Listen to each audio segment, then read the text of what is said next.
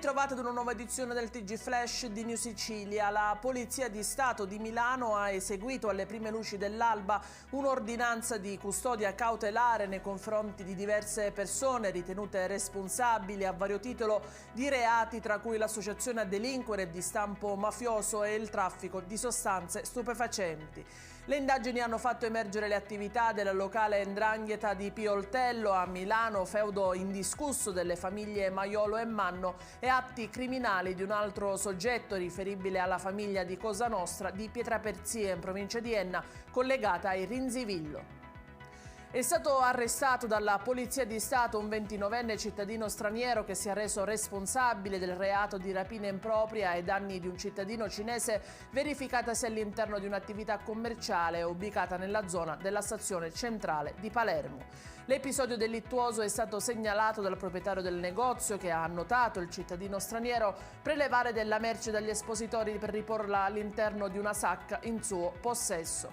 Il 29enne era già noto per precedenti furti mai denunciati. L'uomo avrebbe percosso e minacciato il proprietario e la moglie. La Guardia di Finanza di Ragusa ha dato esecuzione a una ordinanza applicativa della misura cautelare reale del sequestro preventivo della somma di oltre 850.000 euro ai danni di due imprenditori ragusani nel settore del contrasto ai reati fallimentari ed autoriciclaggio.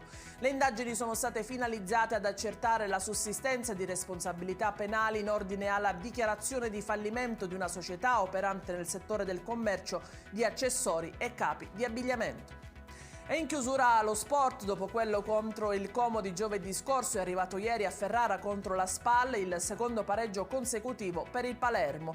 Ma c'è molta differenza tra i due risultati in termini di gioco e di vivacità. Mentre contro il Como gli uomini di Corini erano apparsi lenti e con scarse idee, ieri contro la SPAL, squadra ben motivata e ben disposta in campo, in alcuni tratti della partita hanno manovrato con lucidità e precisione, accompagnando le azioni con una buona velocità. Anche il punteggio finale 1-1 anziché lo scialbo 0-0 di giovedì è testimonianza di una partita più movimentata e combattuta.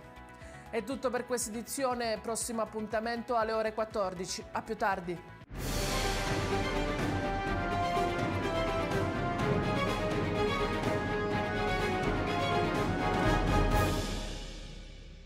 Procar, centro assistenza autorizzato BMW e Mini, adesso anche BMW Motorrad, via George Marshall 7, Mister Bianco, Catania.